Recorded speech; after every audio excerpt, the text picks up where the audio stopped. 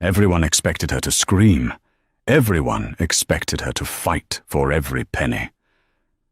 Instead, Emily signed the divorce papers with a terrifying calmness that chilled the courtroom to the bone.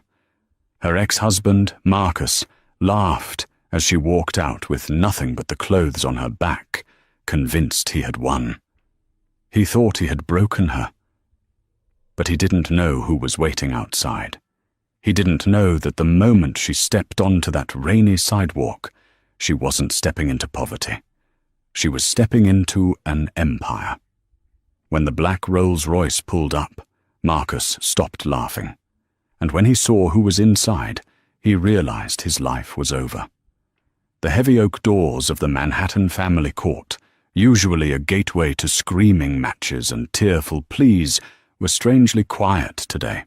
Inside courtroom 3B, the air was thick with the scent of floor wax and expensive cologne, specifically the oud wood cologne worn by Marcus Sterling. Marcus sat sprawled in his chair, adjusting the cuffs of his Italian suit. He looked every bit the successful tech mogul he claimed to be. Beside him, his lawyer, Silas Vance, a man known in the city as the Shark, was stacking documents with a smug rhythm. Tap, tap, tap. On the other side of the aisle sat Emily. She wore a faded grey trench coat that had seen better days. Her hands, resting on the wooden table, were bare. The diamond ring that had once sat on her finger was gone, sold 3 months ago, just to pay the retainer for a lawyer who hadn't even bothered to show up today. She was alone. "Mr. Vance," Judge Harrison said, peering over his spectacles, "does the respondent have representation?" Silas Vance stood up, buttoning his jacket with a sneer. "It appears not, Your Honor. Mrs. Sterling seems to have accepted the reality of her situation. We are ready to proceed with the default judgment." Marcus leaned over, whispering loud enough for Emily to hear. "Save yourself the embarrassment, Elle. Just sign the papers. You can't afford to fight me. You can't even afford a cab ride home." Emily didn't flinch. She didn't turn her head. She just stared at the great seal of the state, hanging behind the judge. Her face was pale, her eyes rimmed with the exhaustion of sleepless nights, but her posture was rigid. "Mrs. Sterling," Judge Harrison asked, his voice softer, perhaps sensing the uneven playing field.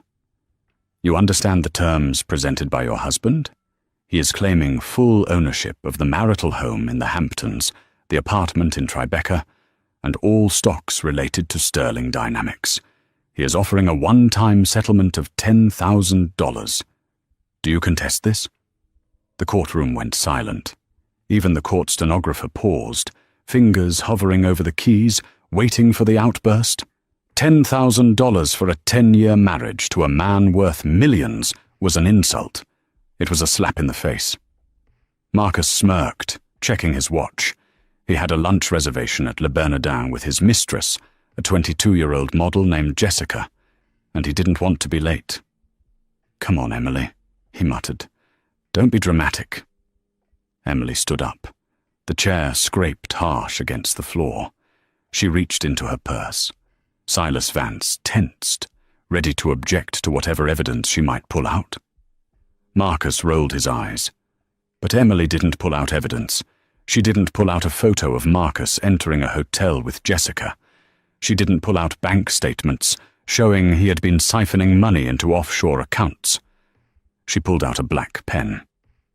"I don't contest it," Emily said. Her voice was raspy, unused, but steady. "Excuse me?" Judge Harrison blinked. "Mrs. Sterling, I am duty-bound to inform you that these terms are highly unfavorable. You have rights to equitable distribution." "I said I don't contest it," she repeated, cutting the judge off. She walked to the bench, the sound of her cheap boots echoing in the silent room. She took the document from the clerk. Marcus looked at Silas, confused. What is she doing?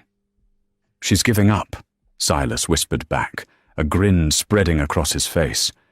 You broke her, Marcus. She knows she can't win. Emily signed her name. Emily Sterling. The ink was dark and final. She didn't shake. She didn't cry. She placed the pen down with a deliberate click. "Is that all, Your Honor?" she asked.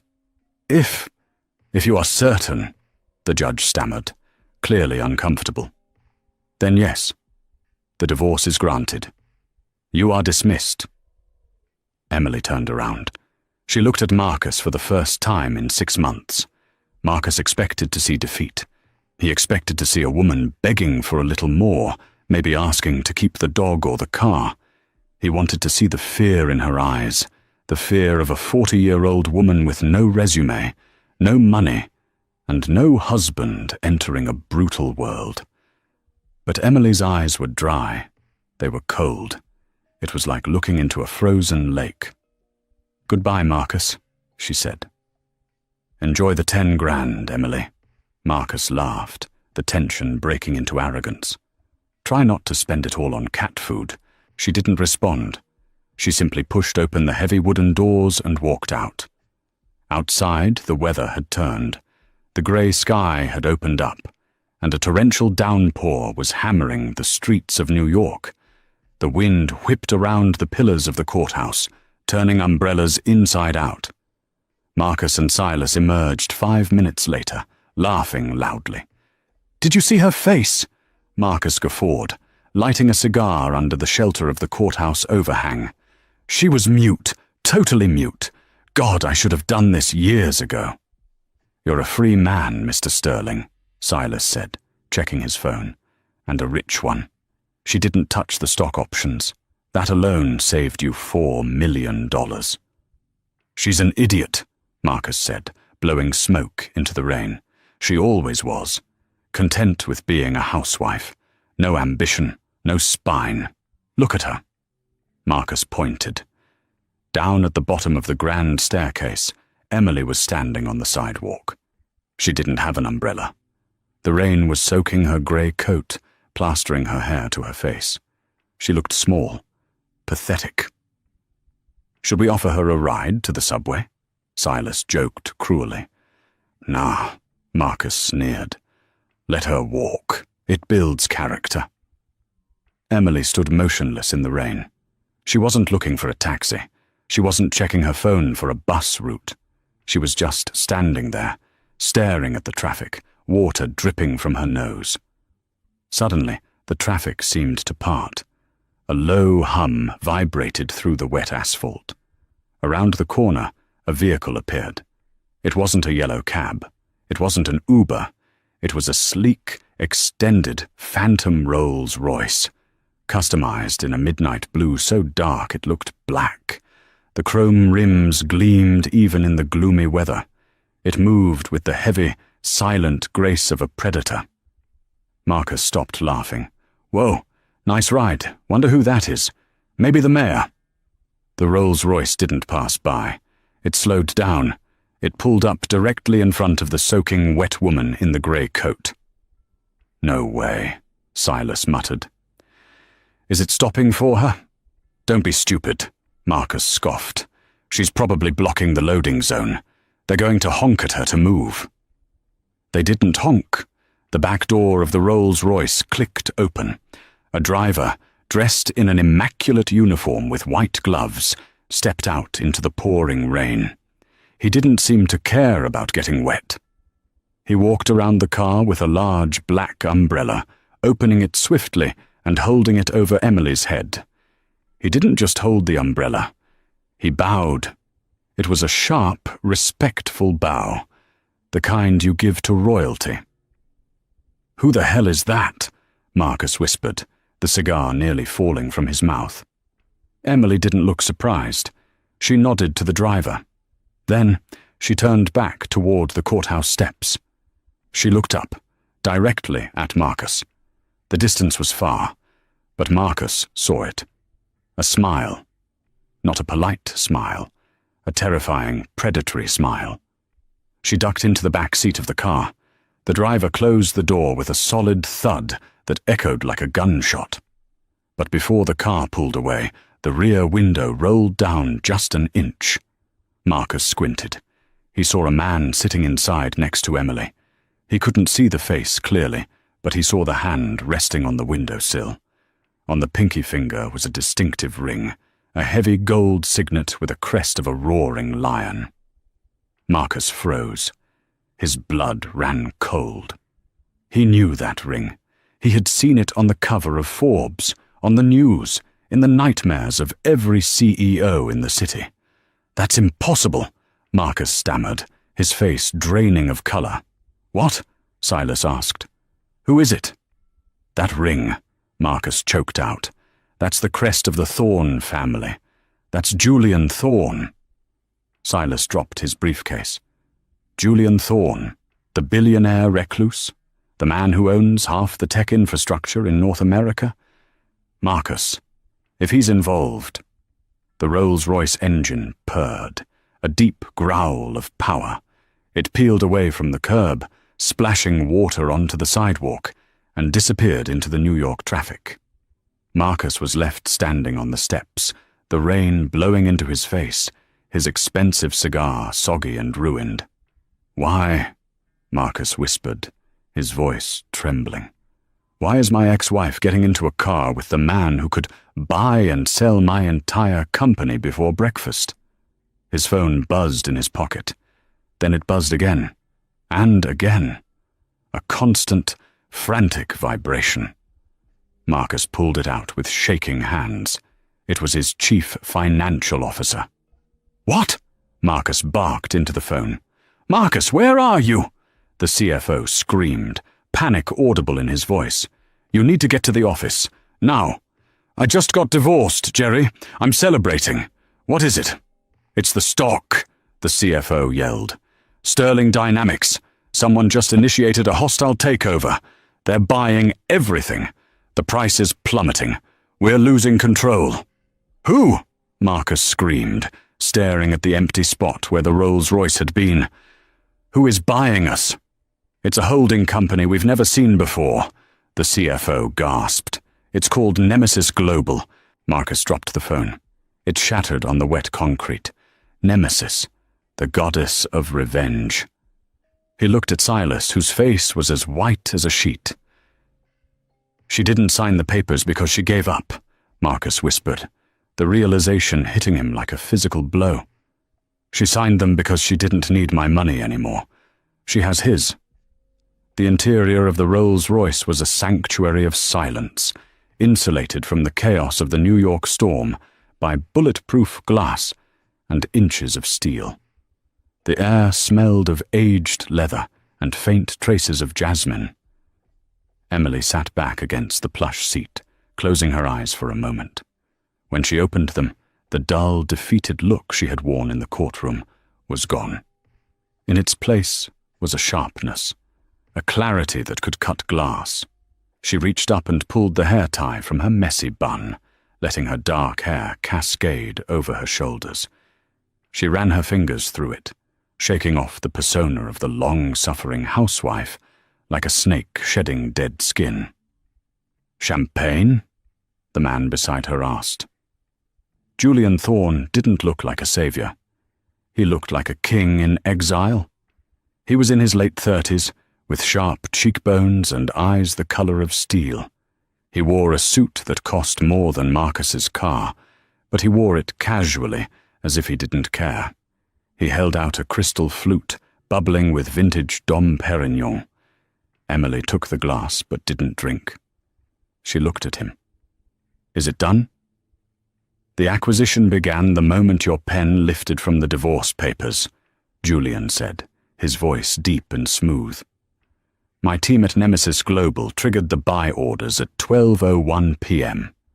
By the time Marcus gets to his office, he'll own less than 40% of his own company.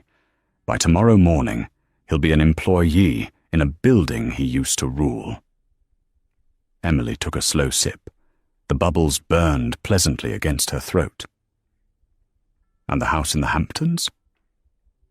"Bought by a shell corporation," Julian replied with a faint smirk. "We're turning it into a dog shelter. I thought that was a nice touch." Emily actually laughed. It was a dry, rusty sound. "He hates dogs. He's allergic." "I know," Julian said. I read the file. He pressed a button on the console, and a hidden compartment slid open. Inside was a sleek, silver laptop and a fresh set of clothes, a tailored white blazer, silk blouse, and trousers that screamed power. "You have a meeting in 2 hours," Julian said, his tone shifting from friend to business partner. "The board of Thorn Enterprises is expecting you. They're nervous, Emily. They haven't seen the architect in 10 years. Some of them think you're a myth. Others think you're dead." Emily looked at the laptop. She traced the edge of the device.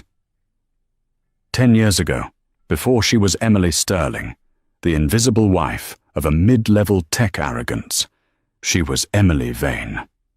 In the world of high-stakes corporate espionage and strategy, she was known simply as the architect. She didn't just build companies, she engineered their dominance. She could look at a balance sheet and see the future. She could look at a COO and see their breaking point. But she had fallen in love. Or at least, she thought she had. She had met Marcus, a charming, ambitious dreamer, and she had wanted a normal life. She wanted to be a wife, maybe a mother. She wanted peace. So she buried Emily Vane. She dumbed herself down. She nodded when Marcus explained simple concepts to her. She cooked his meals while he cheated on her. She supported him while he belittled her intelligence. For 10 years she played the fool. But she had been watching. She had been listening. Every time Marcus took a call on speakerphone, every time he left a confidential file on the kitchen counter, she absorbed it. She knew where the bodies were buried because she had watched him dig the graves. "I'm not Emily Vane anymore," she whispered. "No," Julian agreed. "You're something more dangerous. You're a woman with a score to settle." He leaned forward. "I held up my end of the bargain, Emily. Marcus is being dismantled.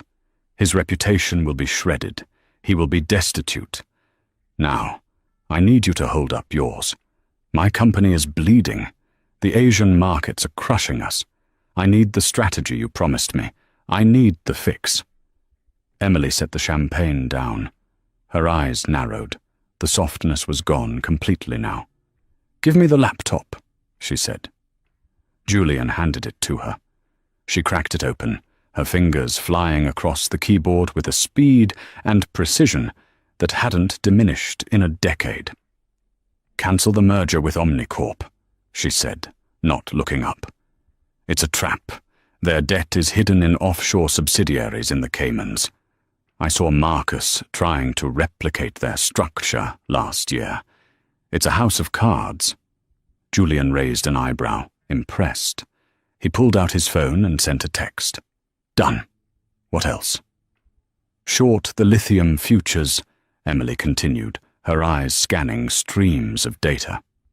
"And set up a meeting with the Minister of Trade in Singapore.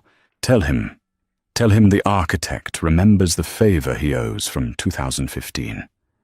Julian smiled, a genuine, relieved smile. "Welcome back, Emily."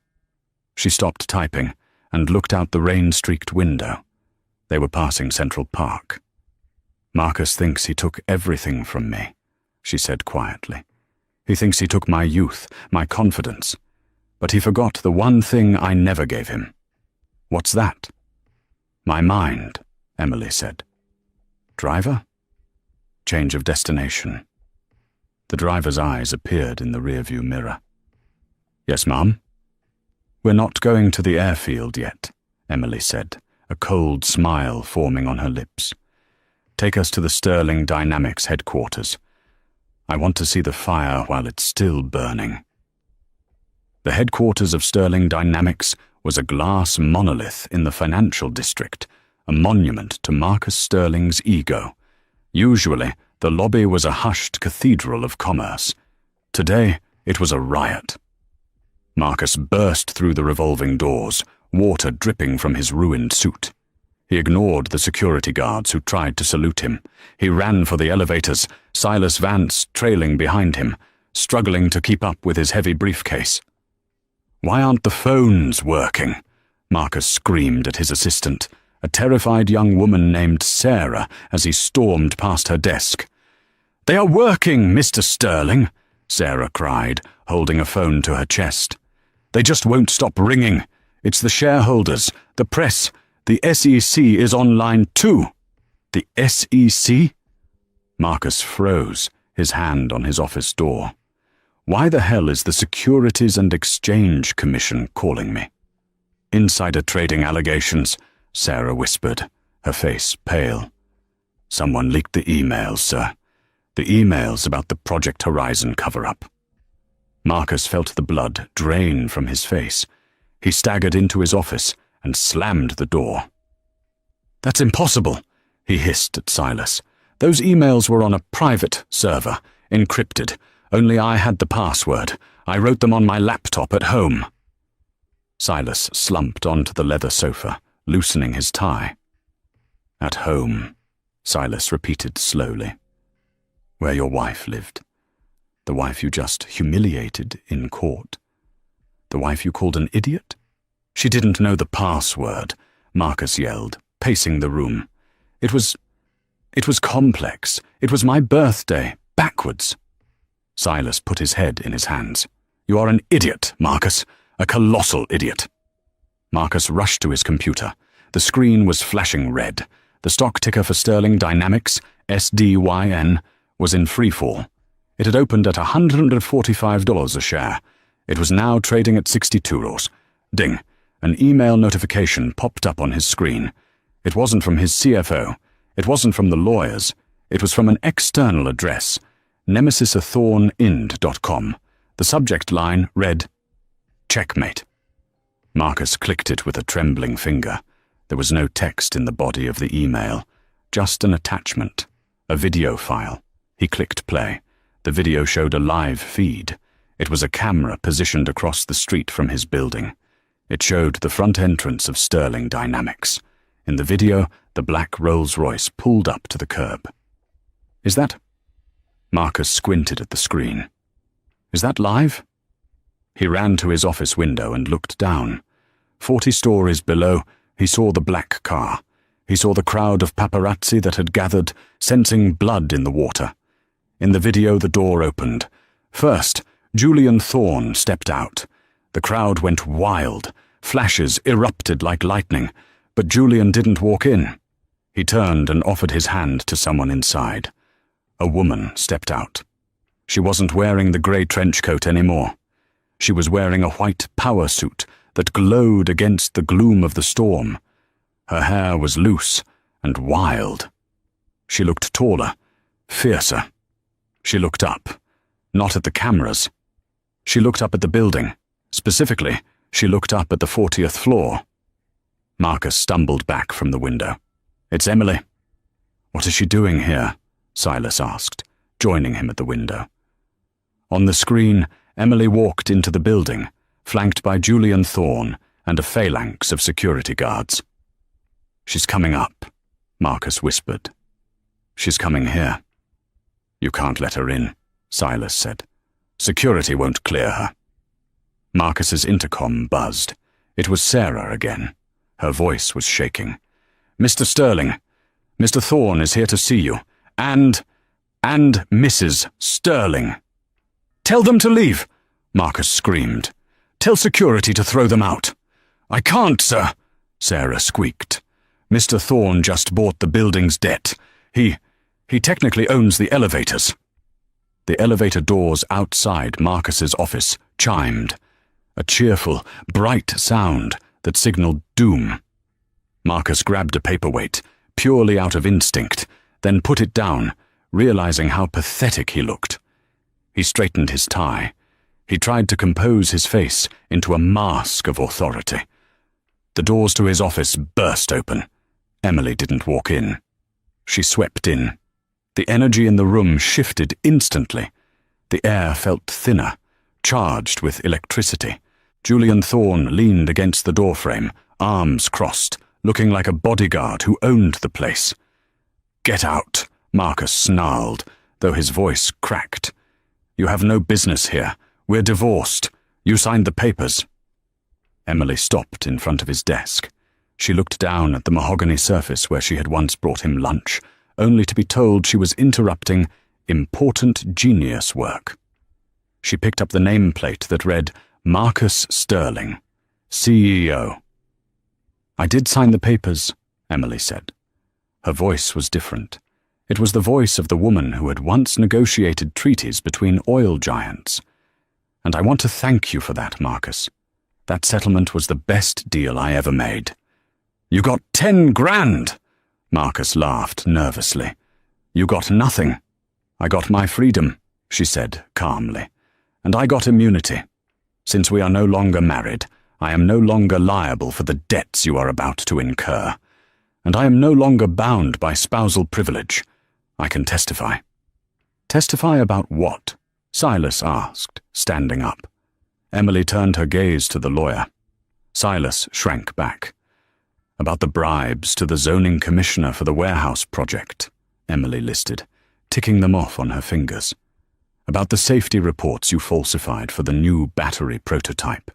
About the fact that Jessica isn't just a model, but the niece of your competitor, and she's been recording your pillow talk for 6 months. Marcus's jaw dropped. "Jessica? No. She loves me." "She loves your Amex Black card," Emily corrected, which, by the way, was just declined at Cartier. "I saw the alert on the shared cloud before I disconnected it." Marcus slumped into his chair. "What do you want, Emily? Money? I'll give you money. We can tear up the divorce papers. We can work this out." Emily laughed. It was a cold, genuine laugh. "I don't want your money, Marcus. I have my own now. I'm the new Chief Strategy Officer for Thorn Enterprises. My signing bonus was more than your company made in the last 2 quarters combined." She dropped the nameplate into the trash can. Clunk. "I came here to tell you to run," she said softly. "Run?" "The SEC is in the lobby," she said. "Julian stalled them for 2 minutes so I could come up here. They have the warrants. You have about—" She checked her Cartier watch. 60 seconds before they put you in handcuffs. Marcus looked at the door. He looked at the window. He looked at Emily. "Why?" he whispered. "Why help me run?" Emily leaned in close, her face inches from his. "I'm not helping you run, Marcus. I'm giving you a head start, because the hunt is so much more fun when the prey is moving." She straightened up and turned to Julian. "I'm bored. Let's go." As they turned to leave, the elevator chimed again. This time it wasn't family. 4 agents in FBI windbreakers stepped out. "Marcus Sterling!" the lead agent barked. Emily didn't look back. She walked past the agents, her heels clicking rhythmically on the marble floor. As the agents swarmed into the office and Marcus began to scream for his lawyer, Emily stepped into the elevator with Julian. The doors closed, shutting out the noise of Marcus's destruction. "That was ruthless," Julian said quietly as the elevator descended. There was a hint of admiration in his voice, mixed with a healthy dose of fear. "That was just the opening move," Emily replied, staring at her reflection in the polished brass doors. "Marcus is the pawn. Now I want the king." "The king?" Julian asked. "The man who told Marcus to hide the money," Emily said. "Marcus isn't smart enough to set up the offshore accounts in the Caymans by himself. He had a puppet master. Someone who has been using sterling dynamics to launder money for the cartel." Julian stiffened. "Cartel? Emily, that wasn't in the briefing." "I know," she said. "I saved the best for last. Marcus is going to prison, but he won't survive a week if he talks. And he will talk, which means we just kicked a hornet's nest that spans 3 continents." She smiled, and for the first time, It looked like she was truly enjoying herself. Ready for a real challenge, Julian? 2 weeks later, Marcus Sterling sat on a thin cot in a holding cell at the Metropolitan Detention Center. His Italian suit had been replaced by an orange jumpsuit that smelled of bleach and despair. He hadn't seen the sun in 14 days. His lawyer, Silas, had quit after the first check bounced. Marcus was alone, bankrupt, and terrified. He spent his days staring at the concrete wall, replaying that moment in the rain when the Rolls-Royce pulled away. Meanwhile, across the East River, Emily was stepping into the light. The annual Obsidian Gala was the most exclusive event in New York City. It was where billionaires shook hands to decide the fate of nations. Tonight, the topic of conversation wasn't oil prices or tech stocks. It was the woman on Julian Thorne's arm. When Emily entered the ballroom, the music didn't stop, but the conversation certainly did. She wore a dress of midnight blue velvet that clung to her silhouette like a second skin, with a diamond choker that caught the light with every breath. She looked regal, untouchable. "They're staring," Julian murmured, leaning close to her ear. He looked dashing in a tuxedo, his hand resting protectively on the small of her back. "Let them stare," Emily whispered back, smiling for the cameras. "They're trying to figure out if I'm the victim or the villain." "And which are you? Tonight?" "I'm the bait." They moved through the crowd, Emily accepting congratulations on her appointment as CSO of Thorne Enterprises, with graceful nods. She saw the faces of men who had once ignored her at Marcus's dinner parties. Now they looked at her with hungry, desperate eyes, hoping she wouldn't target their companies next. "Emily!" a voice boomed. A man approached them. He was older, perhaps 60, with silver hair and a smile that didn't reach his cold, dead eyes. He held a glass of scotch as if it were a weapon. "Victor Cray," Julian said, his voice dropping an octave. The tension in his arm spiked. "I didn't think you'd show your face here." Victor Cray was a shipping magnate. On paper, he moved cargo. In reality, according to Emily's intel, he moved everything the law forbade: weapons, narcotics, and dirty money. He was the king Marcus had been washing money for. "I never miss a party, Julian," Victor said smoothly. He turned his gaze to Emily. It felt like a physical touch, slimy and invasive. "And this must be the famous Mrs. Sterling. Or is it Miss Vane again?" "Miss Vane," Emily corrected, her voice ice-cold. "Mrs. Sterling died of boredom." Victor chuckled, but there was no humor in it. "A shame about your ex-husband. Marcus was a useful tool, blunt, a bit dim, but he did what he was told." "You broke my tool, Miss Vane." "That was very inconvenient." "He was defective," Emily replied, taking a sip of champagne. "I just took out the trash. If you lost money in the process, Victor, perhaps you should have vetted your partners better. Or maybe you're just losing your touch." The circle of people around them had widened. The air was thick with unspoken threats. Victor took a step closer. He smelled of cigars and gunpowder. "You think because you're standing next to Julian Thorne that you're safe? Julian is a boy playing with calculators. I play with real consequences. You cost me $50 million last week, Emily. I expect to be reimbursed." "Send me an invoice," Emily smiled. "I'll file it under unforeseen casualties."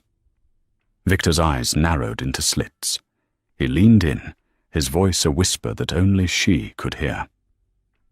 "You're feeling very tall right now, but remember, the taller the tower, the harder it falls. Be careful walking to your car tonight, Miss Vane. Accidents happen in the rain." He patted Julian on the shoulder, a gesture that looked friendly but was clearly a threat, and disappeared into the crowd. Julian grabbed Emily's elbow. "We're leaving. Now." "Not yet," Emily said, her pulse racing, not with fear, but with adrenaline. He just confirmed it. Confirmed what? That he's scared, Emily said. He threatened me publicly. A man like Victor Cray only barks when he doesn't know where to bite. We have him rattled, Julian. Rattled snakes bite, Emily, Julian hissed. Let's go. The drive back to Julian's estate in upstate New York was tense. The rain had returned, lashing against the windshield of the armored SUV. This wasn't the Rolls-Royce. This was the Beast, a military-grade vehicle disguised as a luxury rover. Julian was driving. His security detail was in a follow car behind them. You pushed him too hard, Julian said, checking the rearview mirror for the 10th time. Victor Cray isn't Marcus. He doesn't sue people. He disappears them. I needed him to make a move, Emily said, typing furiously on her laptop. I'm tracking his accounts. The moment he threatened me, I triggered a trace on his phone. He's contacting his cleaners. If I can intercept the location... Suddenly, a bright light blinded them from behind. Crash! The follow car, the security detail, was rammed off the road by a massive heavy-duty truck that surged out of the darkness. The security sedan spun wildly into the ditch, headlights spinning into the trees. Hold on, Julian yelled. He slammed on the accelerator. The Beast roared, its V8 engine screaming as it tore down the wet highway. 2 black SUVs peeled out from a side road, flanking them. They were hunting. They're trying to box us in, Emily shouted, bracing herself against the dashboard. I see them! Julian gritted his teeth. He swerved hard to the left, slamming the side of the Beast into one of the attacking SUVs. Metal screeched against metal, sparks flying like fireworks in the rain. The attacking SUV wobbled, but held its ground. The window of the enemy car rolled down. A man in a ski mask leaned out, holding a submachine gun. Rat-tat-tat-tat! Bullets hammered against the side of Julian's car. The bulletproof glass spiderwebbed, but didn't shatter. Get down! Julian screamed, shoving Emily's head down. I can't hack the car if I'm on the floor, Emily yelled back. She sat up, ignoring the bullets pinging off the glass inches from her face. Julian, keep them steady. I'm trying to access their vehicle's onboard computer. Are you insane? Julian shouted, drifting around a sharp curve at 90 miles per hour. Shoot back. There's a Glock in the glove box. I'm an architect, not a soldier, Emily snapped. I fight with code, she typed frantically. The attacking SUV was a modern model, connected to the cloud. It had a weakness. Every smart car had a weakness. Come on, she muttered. The signal bars on her screen flickered. The second SUV rammed them from behind. The Beast fishtailed, skidding dangerously close to the guardrail. Below lay 100-foot drop into a rocky ravine. Emily! Julian roared, wrestling with the steering wheel. Got it! She screamed. She hit enter. On the highway, the lead attacking SUV suddenly locked up.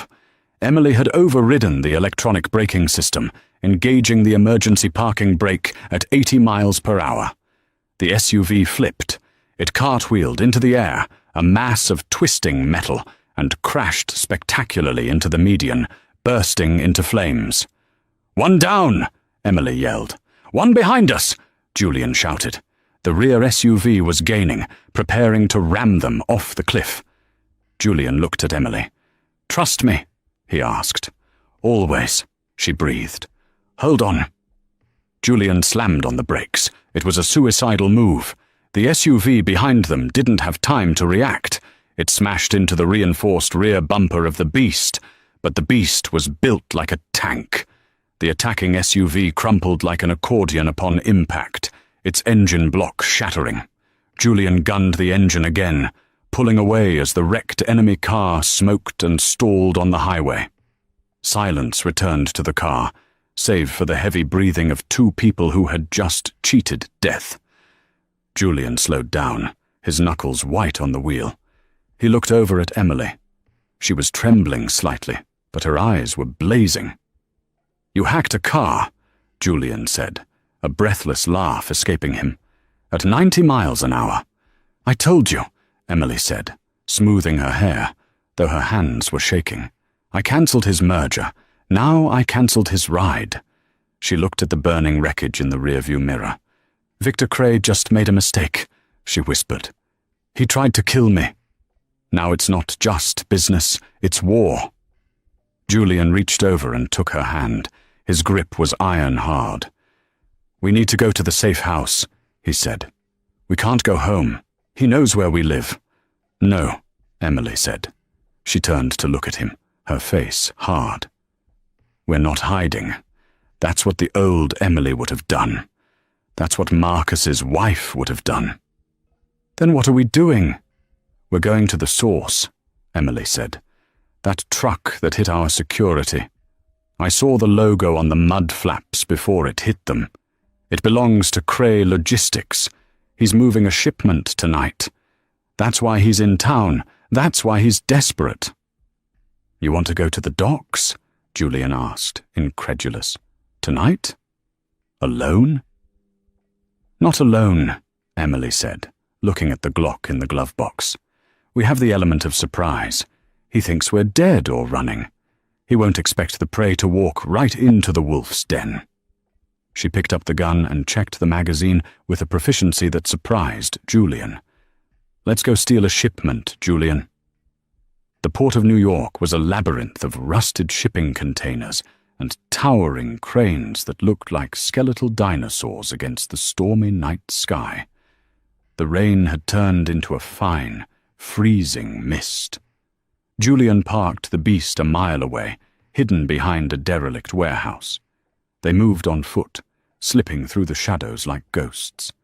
Emily had swapped her heels for a pair of tactical boots from Julian's trunk, but she still wore the ruined velvet gown, now torn at the hem and soaked with mud.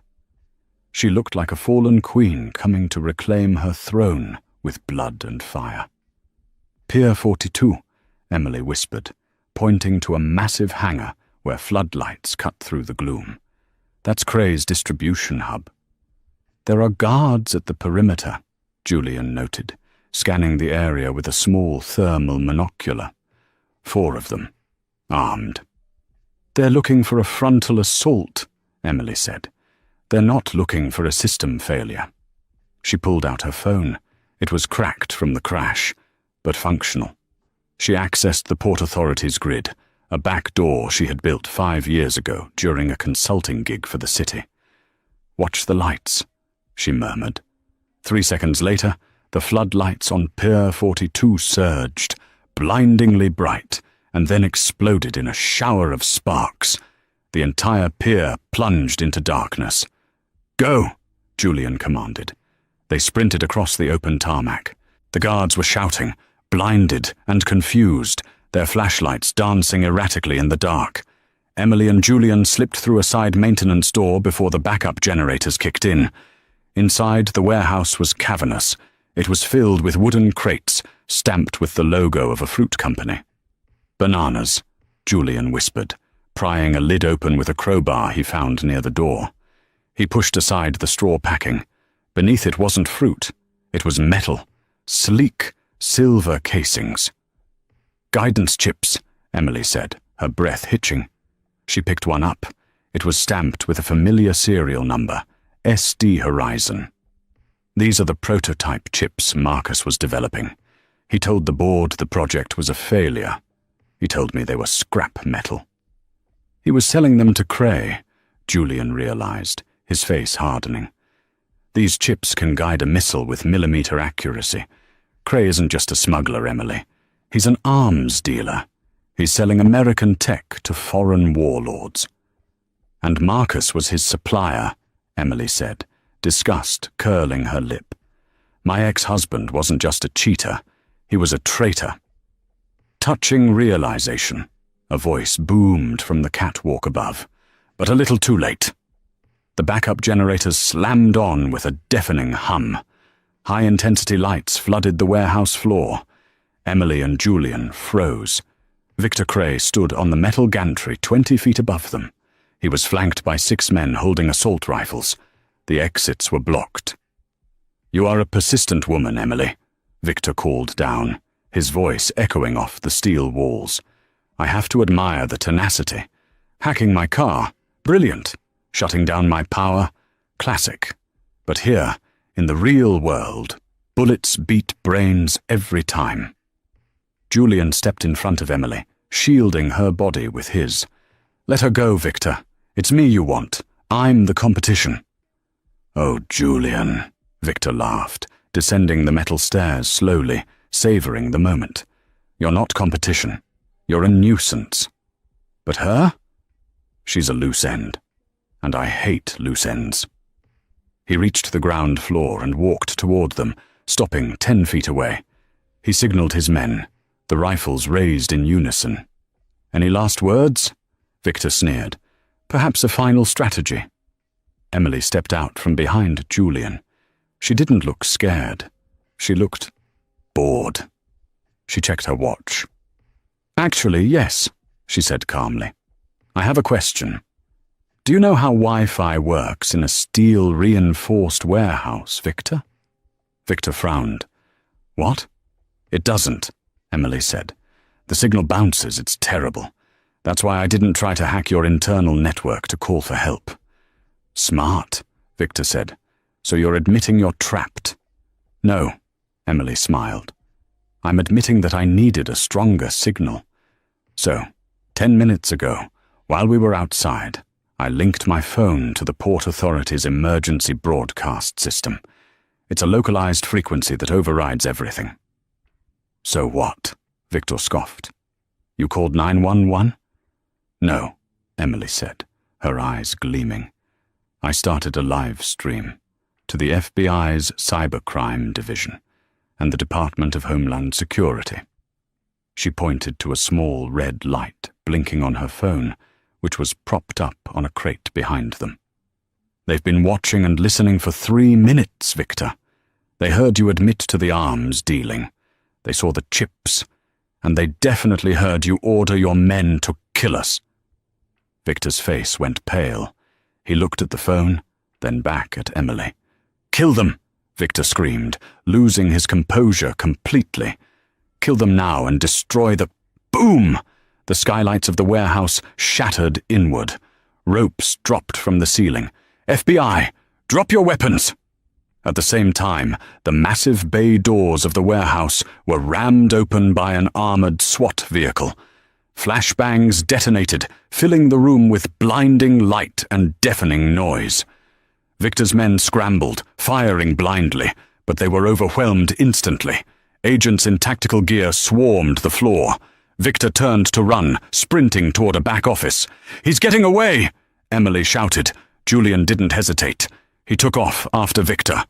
Victor scrambled into his office and tried to slam the heavy steel door, but Julian threw his shoulder against it, bursting into the room. Victor pulled a pistol from his desk drawer. He turned, aiming at Julian's chest. But Julian was faster. He closed the distance in 2 strides, knocking the gun from Victor's hand with a brutal chop. He grabbed the older man by the lapels of his expensive suit and slammed him against the wall. "That," Julian growled, "was for the car." He punched Victor, a solid right hook that laid the crime boss out cold on the floor. Julian stepped back, adjusting his cuffs, breathing hard. Emily appeared in the doorway. She looked at the unconscious Victor Cray, then at Julian. "Nice right hook," she said, a smile tugging at the corner of her mouth. "I learned it from a strategist." Julian grinned, wincing as he rubbed his knuckles. Outside, the sirens wailed, a symphony of justice. The courtroom was different this time. It was the Federal District Court, and it was packed. Marcus Sterling stood before the judge. He looked 10 years older. His hair was thinning, his posture slumped. He wasn't wearing oudwood cologne. He smelled of fear. "Marcus Sterling," the judge read from the verdict, "on the counts of conspiracy to commit treason, money laundering, and fraud, this court finds you guilty. You are sentenced to 25 years in federal prison without the possibility of parole." The gavel banged. It sounded like the closing of a coffin. Marcus turned to look at the gallery. He scanned the faces, looking for someone, anyone, who cared. He saw Silas Vance, who looked away. He saw his mistress, Jessica, who was already texting someone else. Then he saw her. Emily sat in the back row. She was wearing a white suit, immaculate and sharp. Beside her sat Julian Thorne. Marcus stopped as the bailiffs dragged him away. "Emily," he shouted, desperate.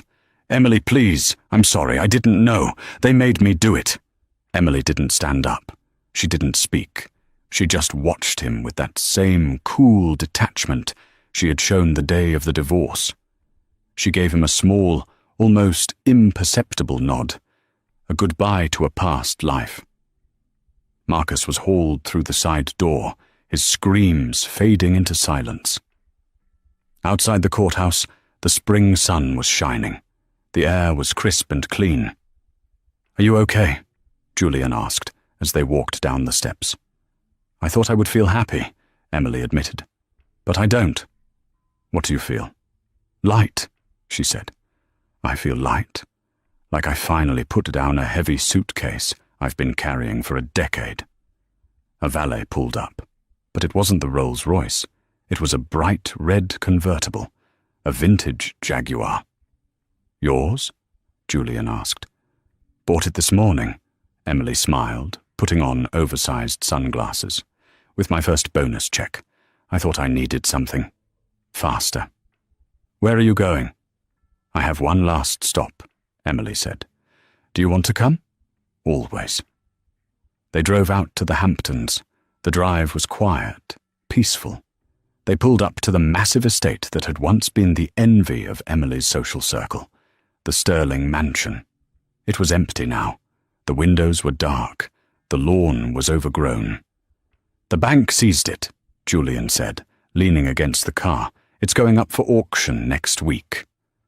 "I know," Emily said. "I bought it." Julian looked at her, surprised. "You bought it? Why? It's full of bad memories." "Not for long," Emily said. She walked up the driveway. She didn't go to the front door. She walked to the large stone sign that said, "The Sterling Estate." She pulled a sledgehammer from the trunk of the Jaguar. It was heavy, iron and unforgiving. "Emily?" Julian watched, amused and intrigued. Emily took a deep breath. She swung the hammer. Crack! The stone shattered. The word Sterling broke in half. She swung again, and again. Dust and chips of stone flew into the air. She destroyed the name. She destroyed the legacy. When she was done, she dropped the hammer, panting, sweat glistening on her forehead. "I'm not going to live here," she told Julian. "I'm going to bulldoze the house. I'm donating the land to the city. It's going to be a park, a place where people can walk their dogs and be free." Julian walked over to her. He wiped a smudge of dust from her cheek.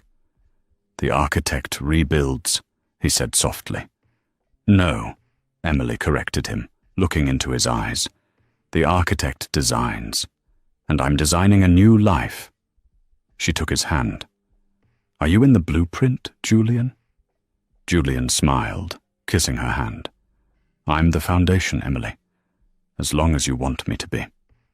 Emily looked back at the ruin of the sign, then at the man who had stood by her when the world fell apart.